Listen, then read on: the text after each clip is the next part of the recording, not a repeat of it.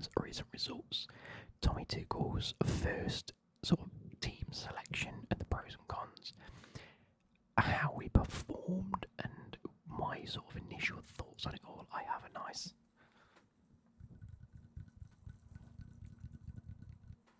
glass of Pepsi here, and apologies for the later upload. You will see next Monday a day in the life of me, which 12 hours of the day you don't see because I'm at work, but it gives you a bit of an insight into what goes into me making a video, especially on the day that it comes out, which is actually this video. I'm recording it as we speak.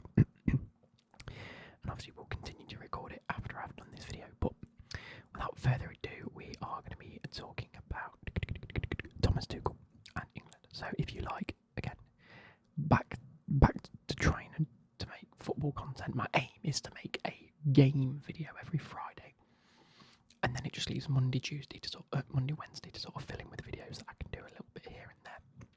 But every Friday there's going to be a game video, and then obviously I'll continue with the F1 stuff whenever there's a race weekend. We're to Japan. That's in a week and a bit now. We've got a bit of a break this weekend before we go to Japan, and then obviously I did promise that in the summer or whenever Subnautica 2 comes out, we will be doing a playthrough for that, because that is one of my all-time favourite games, and we will be playing that.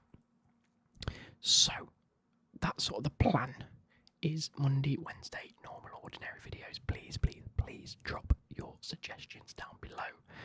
I'm actually off work on Friday. I want to go play around of golf. If I do, I might record a little bit, but I might also just leave it because I haven't played in a very long time, not actually like out and about. Anything else I feel like I need to get out of the way before we start this video? Drop a like, subscribe. Hey, we're on our way to 21k. Look, the subs are moving slowly. I still think like 50-60% of you just aren't subscribed that watch any of my videos, so please, I can't put into words how much it could help if you just click that subscribe button. It makes me feel fantastic. Anyway, without further ado, let's get to it. England.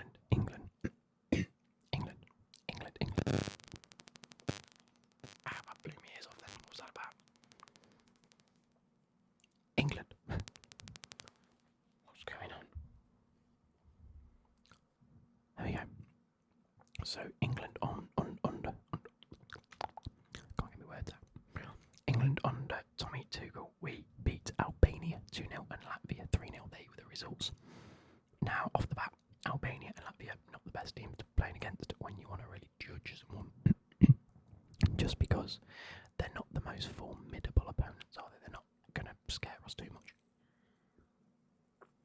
And I think 2-0 and 3-0 are respectable scorelines, you know. It's not like we're playing San Marino and we expect 8-0. You know, they haven't got a great team, either of them. But at the same time, we know exactly what they're going to do. They're going to put 11 men behind the ball and make it hard for us to score. So, I don't think a 2-0 scoreline's that bad. I know people are going, we should be beating them like 5-0. If they stick 11 men behind the ball, it's hard to beat anyone. It's as simple as that. It's just the way it goes. Okay. I think let's go through the team selection. Tuchel names first squad. Here we go. And whether I agree or disagree with them. So the goalkeeper's Dean Henderson from Crystal Palace. Yep, agreed. I think we should take him. Jordan Pickford from Everton. Yep, he's England's number one. As much as I dislike him, I do think he's England's best goalkeeper. Aaron Ramsdale from Southampton. Completely disagreed. I have no idea how he's been chosen. I think he's absolutely terrible. And James Trafford from Burnley. Rightfully so. Been absolutely tearing it up in the Championship. You know, stupid number of clean sheets. Had that bet with the owner that if he kept a clean sheet for the rest of the season, the owner would come out of retirement and play NFL, which I think is a really cool bet. And then he kept like 11 or 12 clean sheets, something daft like that, and it's like fair play. I do think he deserved a call up, and I'm actually really happy to see Championship players get a call up. There's something about it that makes me go, yeah, if you're playing well in the Championship, because it is a fucking difficult league, then yeah, you should be chosen, especially if you're playing like that. Again, game any minutes, but just having him in that sort of setup, just to see what he's about, is probably good for him and good for England. And I think he's gone through the 21s anyway, hasn't he? Anyway, moving on to Dan Burn, very, very much deserved a call up. You know, Newcastle Carabao Cup final goal to England, call up within like a week or two. Fantastic. Levi Colwill got called up. I think that's fair. Some of you may disagree. I think he is one of England's better defenders now. And other than maybe a John Stones, if he's even going to get chosen anymore, I don't think there's many better than him at centre-back for the England team. Mark Guehi, definitely England's best centre-back. I think he's absolute quality. Reece James, need I say any more? I'm surprised that he didn't play straight away, but I understood why he didn't. Ezri Konsa was a bit of a weird call for me. I think there are a few defenders that could have been picked instead of him. I still don't know how Tamori has not been picked for the England team again. Like, I mean, he might have an injury. I could be like really wrong right now. How does it tell me whether he's picked up an injury?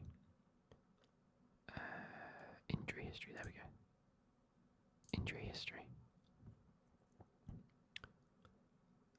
No, it doesn't say that he's got an injury. How are you not being picked for the England squad? Fikayo Tomori is being linked back to like Nottingham Forest because they're doing so well, not because it's Forest, but because they need a very solid defender. He's 27. I don't get how a player like Tomori isn't picked. However, it's fair dues. But Ezri Konsa is alright. Aston Villa are doing okay in Europe, so you know it is what it is. Miles Lewis-Skelly, I have no issues in saying that he is an incredible player, and I really like the look of him. He's one of them players. He reminds me, and it's going to sound daft because they play completely different positions, but he reminds me of Walcott. Do you know when Walcott came on the scene as a young player that just had this like bit of oomph about him? Like there was just a different sort of level. Like, do you remember Walcott in the red shirt just coming on the pitch and being like, what? And then just blistering pace, which Lewis-Skelly obviously has. Very happy to see him scoring the first goal of this Tuchel thing, which is weird because he's an Arsenal player, but I rate him, I like him. Tino Livramento got a call up. I'm a big fan of Livramento, ex-Chelsea player, obviously. And he's one of the ones in Football Manager that I always try and sign. I think he's got a big future. I think he's almost like, if you look at this list of defenders, he's the one that will get overlooked a little bit because of some of the other names that are on there. But I think he's got bags of quality, I really do. Jarrell Kwanzaa got picked from Liverpool. Again, one of them where it was like, yeah, fair play. There's a lot of people missing from the defenders, I think. Especially left-back-esque. You know, you've got your likes of your Luke Shaws and your Chilwells that have been picked previously, just haven't even had a look in. So I'll be excited to see how we set up going forward, if any of them get picked, if fit. And who else? Like a Rico Henry, Tyreek Mitchell maybe, at left back. None of them got a look in. Anyway, midfielders. Jude Bellingham, fair, is the first name on the sheet. Eberici Eze, really, really happy he got a proper call up and looked to play a really good part in that second game, the second half of the second game. Jordan Henderson, how he has made this list is mad. However, I do have a theory, and I'll talk a little bit about it once we've gone through the list. Curtis Jones, yeah, okay. I can sort of understand why he was chosen, you know, box-to-box midfielder. Can sort of do okay. He's a little bit more physical. And then you got Cole Palmer, who obviously then pulled out. He was injured. Declan Rice, yeah, it's a stalwart in that midfield / defence, depending on how Tuchel ends up really wanting to set up. And then Morgan Rogers, who I think had a brilliant game against Latvia, by the way. Really, really good game. that is sort of the performance we saw from Morgan Rogers is what I really thought Curtis Jones would try and give us. Just trying to be on the ball and beating your man. And that second game, I could see that Tuchel has really instructed both the wide players and the midfielders to just get past your man and make the space. Anyway, I think the midfield was great. Is there anyone else I'd really chuck in there? Again, Cole Palmer. Phil Foden's been classed as a forward, but you could argue as a midfielder. I'd take Kobbie Mainoo over Jordan Henderson. I don't know if Mainoo's injured at the minute. He might be. That's the first swap I'd make. It's just Jordan Henderson goodbye, Kobbie Mainoo in, the likes of Adam Wharton in. Not that he's really had a big season since his sort of breakout. I feel like I'm missing someone. Conor Gallagher. How did Conor Gallagher not get picked? He's been having a fantastic season for Atleti, but how he's not get picked, I don't know. I think Gallagher brings exactly the same thing as like your Morgan Rogers and your Curtis Jones, where he just picks up the ball and drives with it. But I think he's better than Curtis Jones. Come on. Maybe in the future he'll get picked. Forwards, Jared Bowen, much deserved. I think he's a great winger. Phil Foden.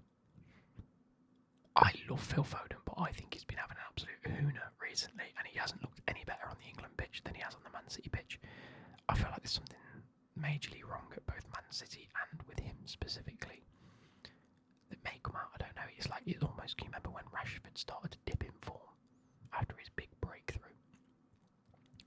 And people said, "Oh, it'll be okay." I feel like Phil Foden's going to have that little peak, and then I think he might drop off again.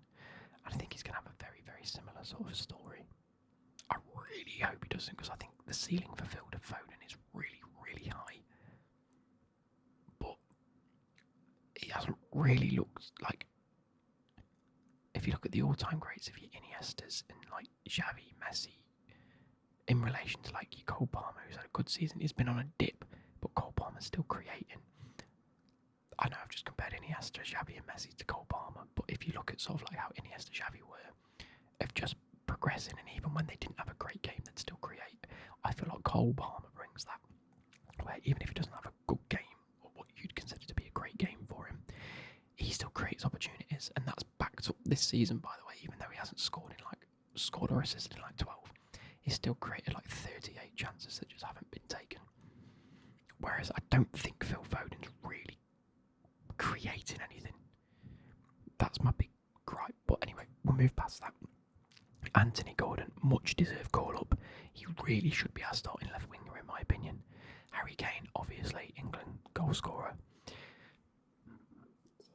Marcus Rashford, I can understand the call up because he's gone to Aston Villa, and I think it's a way for Tuchel to go. Well, I think what you can see with Marcus Rashford is he does what he's told, and I think he fits a system where, as long as you tell him what he needs to do, he'll then do it. It's proven at Man United that wingers have been told to cut back a little bit and not be as creative, and Tuchel's just gone, be creative, do what you want, beat your man. The same as what Unai Emery's done at Aston Villa. Beat your man, get down the byline and put the ball in. And he did that, and that looked fantastic, so I can understand. And then Dominic Solanke, who didn't get any minutes, very confused. I also know that Morgan Gibbs-White was called up and then didn't get any minutes. Fuming, because he is one of the players that I think has deserved one of the biggest shout-outs this season, been one of the biggest driving forces in Forest doing as well as they've been doing. And to just not get any minutes is outrageous, especially when we're playing the teams like Latvia and whatever. I think even if it's just a 15-minute run out at the end of the game, to get no minutes is dreadful. But I'm not the manager, I don't make the decisions. So that's my thoughts on the squad. Let's go back to this Jordan Henderson debate. What was he doing there? I think he was there, and I genuinely mean this, whether it's right or wrong. I think he was there to steady a bit of a ship, in a sense where you've got Lewis Skelly, Livramento, James Trafford, Eze, Morgan Rogers, Bowen Gordon, Solanke-ish. These types of players, Dan Burn, Kwanzaa,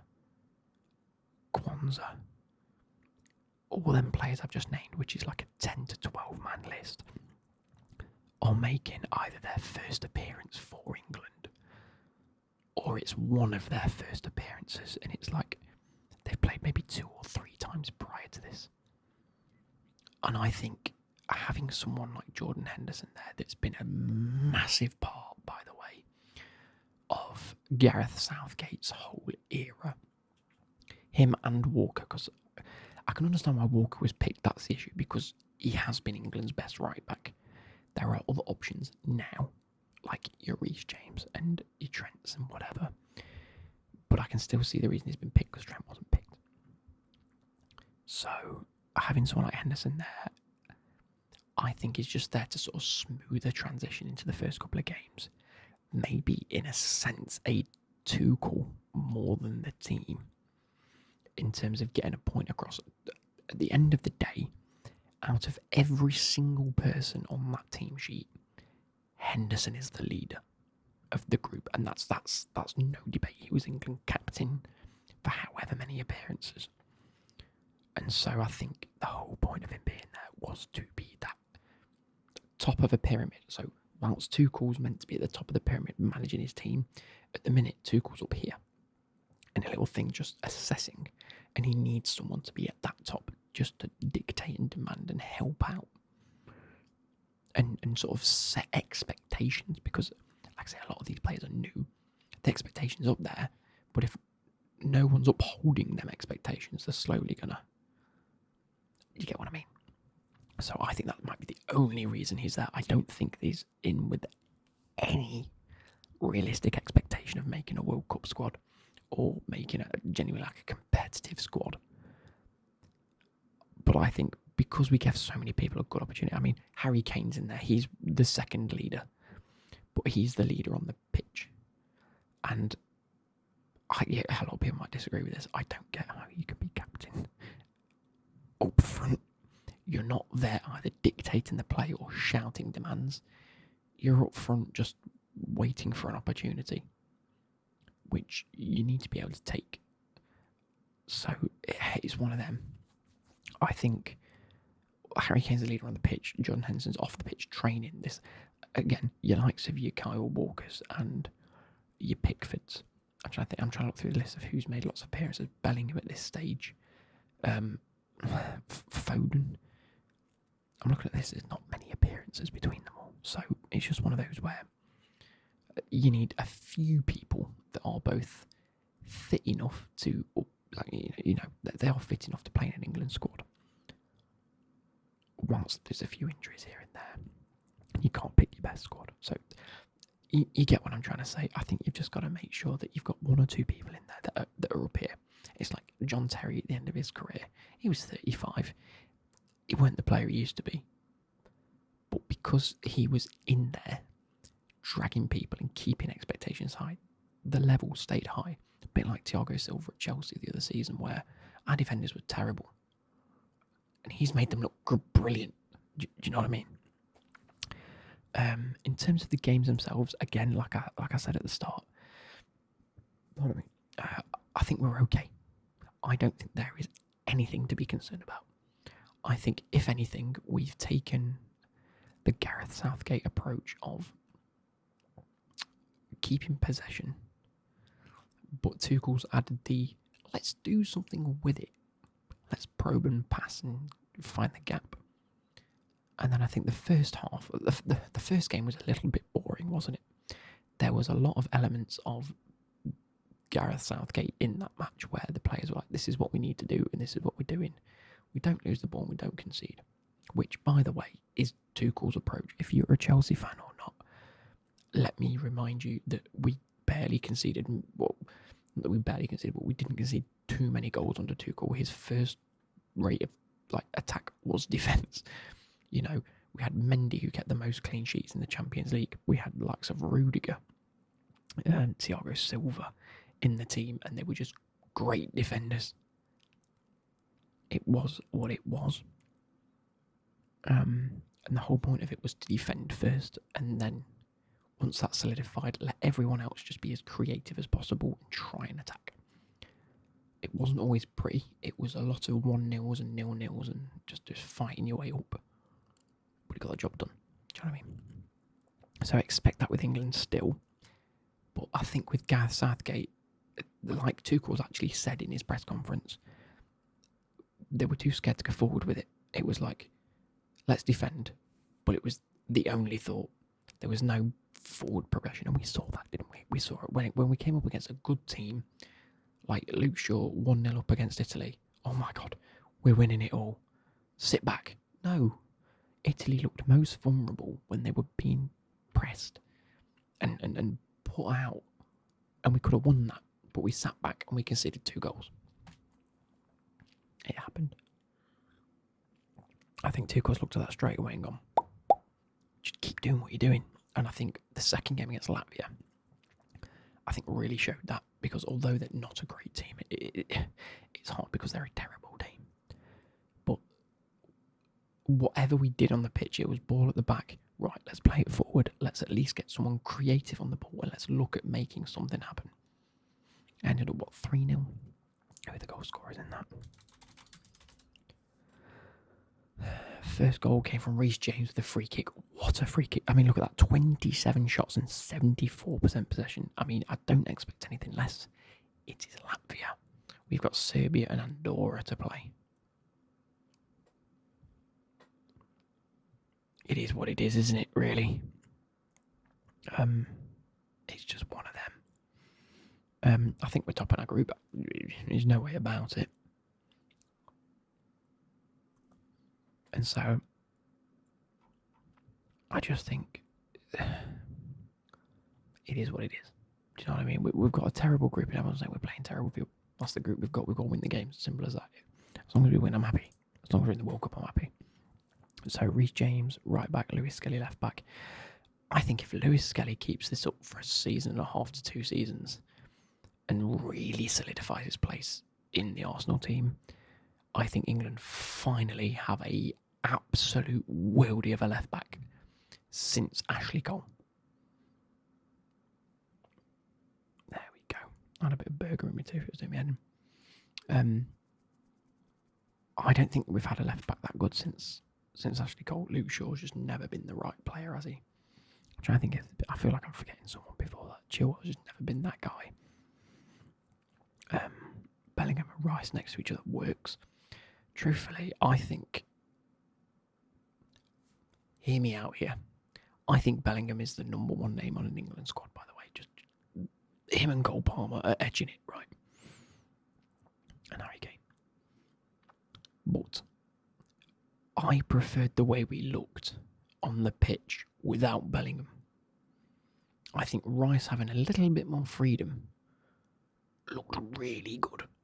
And he really just drove into the spaces, and it allowed everyone else to open up a little bit and just be like, oh, okay, cool.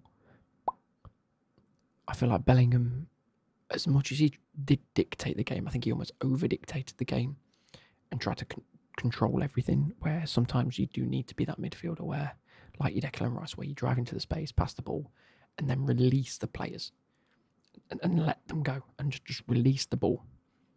Whereas Bellingham was like pass, move, which is great. You know, there are times that's needed, but I do think, again, something that Tuchel might need to work on is just allowing the game to progress in front of people rather than always trying to get involved. Because Bellingham's going to be that guy that wants to get forward and score the goals. Declan Rice isn't. He's the guy to play the ball and just release the game. And sometimes that's really needed. I think Reece James looked really well. Guehi looked good. Konza looked okay. Lewis Skelly, fantastic. Rashford, I think, played really well. I don't think there was much wrong with Rashford's performance. I think he got unlucky a lot of the time. I think when he did make it into the box and did play the ball in, it was either just missing a little bit of something or the players weren't making the right moves for him. And it's as simple as that. I think if that's a Cole Palmer getting into the box, I think the space is found and we score more goals. Walker, fair dues, I think he did okay. Eze played very well when he came on. Was very impressed with Eze. Dan Burn when he played the first game, good. But yeah, there's not really much else to say. Pardon me. I think that, you know, it's all in Tuchel's hands now. I think A lot of people disagree with having a German manager. I don't care. Doesn't matter who gets you there, as long as you're there. If we're in the World Cup, I'm happy. If we get to the finals again, I'm happy. Very happy. If we win it all, a lot of these people, they'll just turn around and go, I didn't believe in him, but now I do. Which is fair. That's completely fair. You're allowed to change your mind. I'm of the belief of, I saw what he did with Chelsea. He is a tournament manager. Sometimes in life, you have them managers that are, like, I think famously Pep Guardiola is just not a tournament manager. Like, look how long it's taken him to win the Champions League. And Mourinho's won it, 3, 4, 5 times? With 3 different clubs, whatever it is. However many, Porto, Real Madrid, Chelsea, I don't know how many times he won it with Real Madrid. He's won like the Europa League. He's won loads because he's a tournament manager. Pep is a league manager. Tuchel, tournament manager. He won the Champions League with Chelsea against Pep's Man City. Tuchel is a tournament manager. He takes each game as each game and goes, right, this is what we need to do. Let's do it. Have a little bit of faith. Put a bit of faith into him. And I'll catch you later.